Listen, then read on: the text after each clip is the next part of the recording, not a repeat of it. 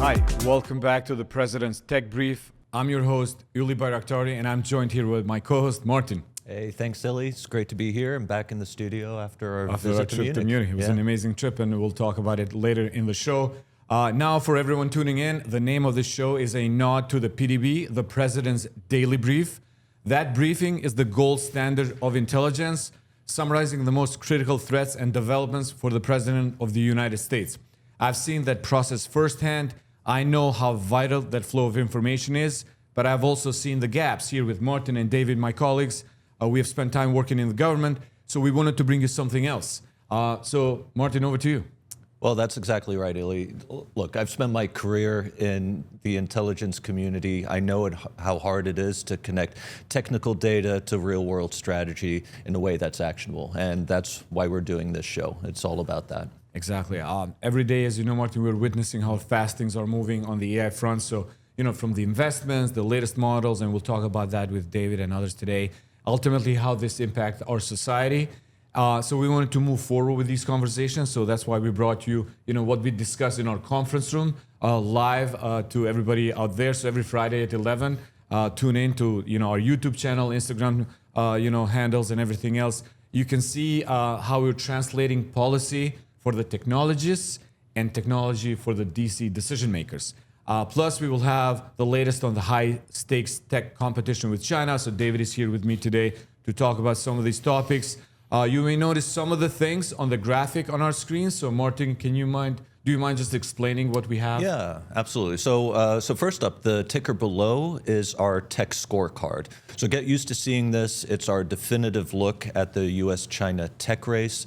We're tracking the strategic front line in real time. And so when the balance shifts, we'll be here to tell you why.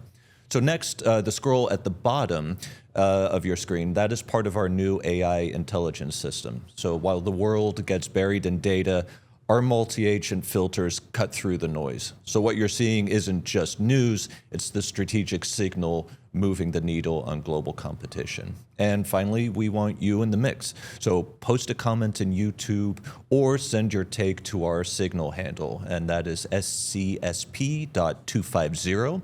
We're live monitoring your questions right now, so we'll be responding throughout. That handle again on Signal is SCSP.250. Now, we're going to talk about India in just a moment, but we do want to mention some breaking news. The Supreme Court ruled 6-3, striking down the Trump administration's tariffs. These were the tariffs based on IEEPA, so it doesn't cover the Section 232 and 230 tariffs, but this does impact the majority of tariffs that have been levied. We're talking to the tune of tens of billions of dollars. Companies could request that to be refunded, but yeah, it's a significant moment, right? It's the first rebuke of the Trump administration by the High Court. So we'll keep our eyes on that and tell you what that means for strategic tech competition. Thank you so much, Martin. Major news for Friday. Let's see how the administration and the White House reacts to that decision. Moving on with the agenda. Last Friday, we called in from Munich. Right. And so we want to expand just a little bit to do a recap of what we saw. Our calling in was before Secretary of State's address, which happened on Saturday. We also have Gavin here from our team and David to do some analysis, some other speeches we saw there. But just your impression overall from Munich now that we're back here. Yeah, well, for one, the whole Munich experience was fantastic. It was this delightful mix of chaos and excitement and great insight as well. I thought it was a phenomenal event. I thought our side events went very, very well. So all in all, a fantastic trip. For me, one of the highlights was hearing Rubio's speech. I think that was a highly anticipated one, a sharp contrast to what Vice President Vance spoke about last year. But still that core message, right? That America is a child of Europe, and it's really all about convincing Europe that they should be proud of their history, they should be confident in their position in the world, and they need to step up. That's what I took away from. It was interesting. Last year, I was in the overflow room when the vice president delivered the message. and you can tell the mood changed right away. This year, if you remember, we were supposed to meet with a German general right after the secretary's speech, and you could tell everybody was much more relieved. Exactly. You could tell the reassurance message really worked with the, our allies in Europe. I would say a couple of things. I think that speech went well. The second thing that I really felt was the German military really stepping up, both in terms of investments, in terms of understanding the threat, modernization. I've never heard such a direct rhetoric from the German leadership, both the chancellor and the head of the German military, addressing the threat from Russia, the need to modernize, be ready 2029, all these things that probably years ago were unheard of coming from the German leadership. And so that was the second thing. And I think the third thing that my key takeaway from this Munich was AI was everywhere, Martin. Like the conversations about AI were everywhere. I remember the first time I think we went a couple of years ago, AI conversations within some of the small side events. But this year you could see AI was really a dominant theme almost everywhere. Yeah, absolutely. And a lot of our European counterparts acknowledged that they'd gone too far with regulating, right? I think they recognized that we need to step back a bit, really focus on diffusion, employment of AI. Again, it feeds into that broader narrative of, Europe needs to step up. Yeah. That ultimately is the overriding theme that I took away from this. Of other noticeable speeches, I don't think it got a lot of attention as much as I think it should have, but the Chinese foreign minister, Wang Yi's speech was really, really, I think, hard compared to previous years. And so David and Gavin, I really wanted to take your thoughts on how did you view that speech? He was really harsh on Japan, Gavin, and you just wrote a newsletter for us on the China-Japan relationship. So let's play the video first, and then we can do some analysis here in studio.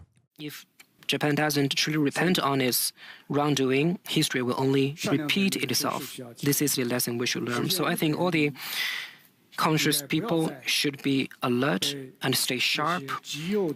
The Japanese people should not let the far-right extremists fool and drag them along. And every country that values peace should shout this loud and clear at Japan right now. If you go back down that old road, it will be a dead end. If you try gambling again, the loss will be faster and more devastating. Gavin, it was a pretty harsh rhetoric coming from the Chinese foreign secretary. What's your take on this? First of all, thank you so much for having me. It's so great to be here. Second of all, to your question, I would say this is a series of exchanges between the Japanese and Chinese governments coming to a head. Beginning with the election of Japanese Prime Minister Sanae Takaichi in October of 2025, shortly after she was elected, in a speech in Parliament, she had characterized a Taiwan Strait crisis as a survival-threatening situation for Japan. Her remarks were sharply punished by the Chinese government with export controls, with diplomatic warfare, with naval incursions into Japanese waters. And since then, she has not stepped down. The Japanese government has maintained its current stance and has not conceded to any Chinese demands for her to step down or retract her comments. The Chinese foreign minister's reaction, along with the rest of the Chinese Communist Party's reaction to her comments, are only indicative of how fragile the situation is over Taiwan. Lastly, I would say that this is indicative of a shift in strategy from China's neighbors in terms of how they handle the Taiwan Strait affairs. Takaichi Sanae recognizes that strategic ambiguity is no longer practical as it was in previous decades. And when so much of Japan's infrastructure, particularly AI-dependent infrastructure like semiconductors, manufacturing, rare earth minerals, lithographic materials are so dependent on Taiwan and are so exposed to Chinese aggression, she has to stand firmly on her initial comments. Fascinating. And I encourage everybody to read your newsletter because it was perfect timing before this really took the center stage in Munich. Thank you for joining us, Gavin. Really good to have you here. David, your take on Wang Yi's speech?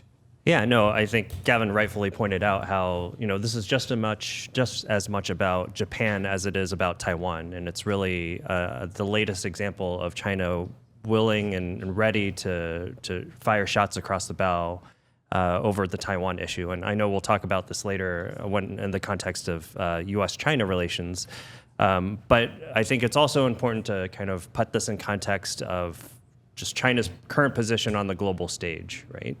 And we've talked about this in previous episodes of the show in the sense that we've had leaders from the UK, Canada visit Beijing.